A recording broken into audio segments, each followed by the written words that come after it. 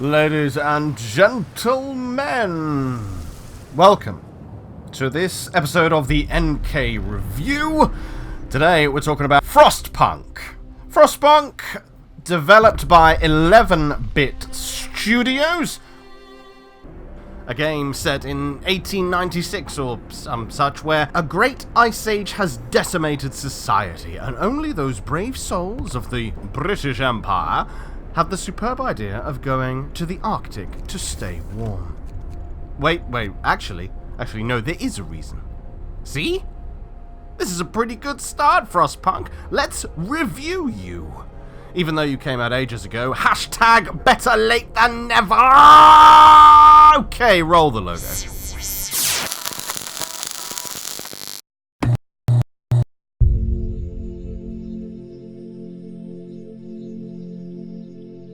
Best place to start with this one is actually going to be the opening cinematic, which is actually pretty damn superb. So, let's fill some airtime with someone else's much better work. Roll the clip. We roam the still, cold world. No horizon in sight. The rulers of old, stripped of pride and glory. It feels as yesterday we were turning the wheels of progress. Until the frost stopped it all. Suddenly, without a warning. When tides had changed, they changed for all of us, no matter wealth or class. We've lost our world to snow. And with it, our last traces of humanity.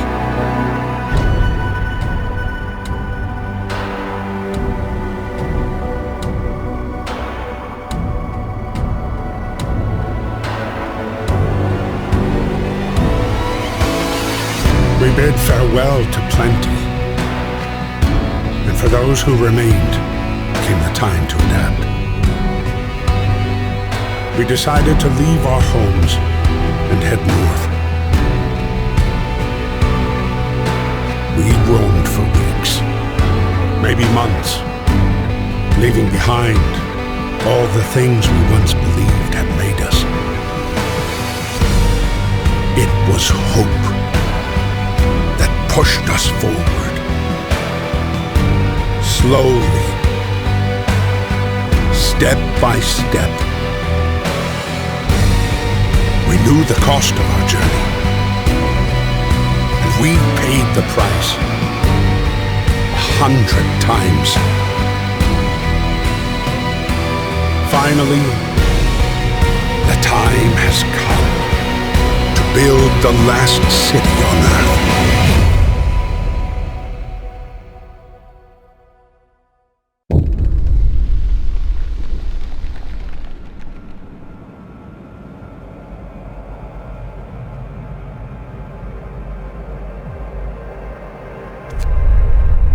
I think marketing departments and game studios are paid by the amount of times they use the words innovative, innovation, or groundbreaking.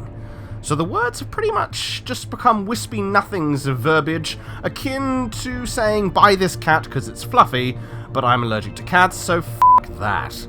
I honestly have never played a game remotely like this. Yes, it's a city builder and has bits and bobs borrowed from other games like street-based city planning, survival stockpile mechanics like Banished, fab game, and an expedition metagame on an overworld that is as cold as Attenborough on Boaty McBoatface.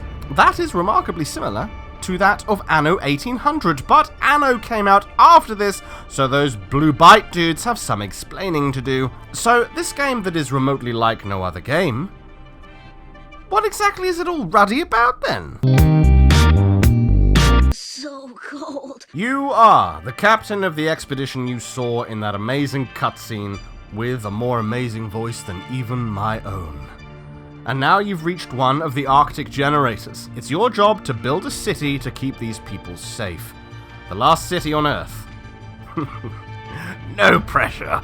You'll have to just make sure that they're all housed and fed. Pretty simple. I mean, even I have managed to live in a building and eat things on the off, so what's the big deal here?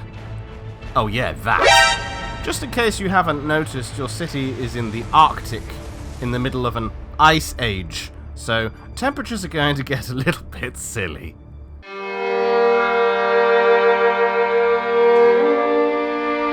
Throughout the game, everything begins and ends at the generator, the big smokestack at the center of your Arctic crater. The generator is powered by the most important resource in the game: coal. Beautiful coal. In the early game, your settlers will be able to collect piles of coal, wood, and steel by reclaiming left-behind junk that the first team left after they erected the generator. But these will run out, so as the game progresses, you'll build structures to suck petrified wood out of the walls of your crater, burn it to create charcoal, and use that in the upgradable furnaces that keep your people warm. Also, you can unlock the technology tree through building a workshop, which, for a cost of resources, can unlock new buildings and make existing ones more productive or more heavily insulated against the cold. You can also produce steam pods, as I like to call them, to warm areas that are out of range for the generator. You can either set them to be on all the time, or only in the working day, more on that later, and at different intensities to warm wider areas for a trade-off of kilotons of coal. You need warm, hot, balmy, and other such words, because in this game, some places will not function if it gets beyond a little nippy.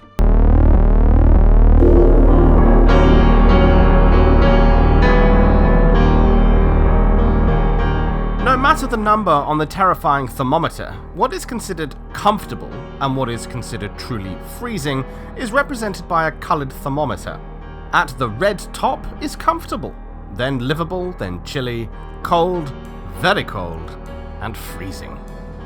Every day begins at 6 AM, where your people get up, have some breakfast, do yoga, and go get ready for work at 8. Then a 10-hour shift till 6, finally going to bed whenever they feel like it. Homes and workplaces that aren't comfortable temperature-wise leads to the number one impact of the cold beyond some buildings shutting down: illness. Only people living and working in comfortable temperatures will not get sick. Livable and below, the chance of falling ill raises with each tier towards freezing. The last 3 tiers give an increasing risk of falling gravely ill, which means death or life-saving amputation, depending on your laws. We'll get to that. Of course, this being a rather challenging game of averting the total extinction of the entire human race, the medical facility you can build and staff with the sick needs to be livable at least to function. So if you haven't got any medical facilities built and staffed, or if you have but you can't heat them, everyone who gets cold will die eventually. Not good. If you allow radical surgeries, then lives potentially can be saved, but able-bodied men and women lost. These guys live in care homes waiting for you to research and produce prosthetics. That can get them up and running about, working for everyone's survival. The only people not affected by the cold are your somehow superhuman scouting parties, who, once unlocked, can travel the overworld in the search for survivors, meaning more workers and also more mouths to feed. Resources, technology, and steam cores, a unique resource required for producing some buildings, and automatons! Vast Frostpunky robot spiders that can replace a workforce in any structure and work around the clock, only occasionally stopping off at the generator to recharge their voltaic piles. The story of the game is progressed by these expeditions, and with upgrades you can field several teams at once at a cost of 5 workers each and a bunch of stuff. But imagine yourself leaving Britain, fleeing to the Arctic, and living off a rickety generator. Every person next to you blabbering on to the person next to him about how we're all going to die eventually. The food will run out, the generator will blow, humanity will be blown away like a foul-scented candle.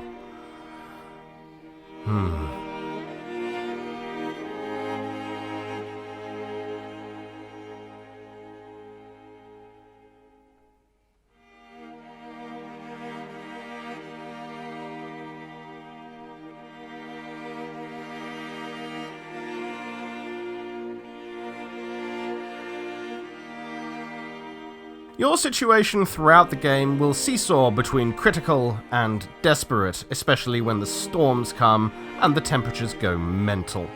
It's too graphic to even show you. Your people know it, so now we're going to talk about the two little bars at the bottom. I think they're genuinely awesome. With one being about how your people perceive your leadership and how much hope they have in the survival of the city, and by extension, the human race. Red is bad, blue is good.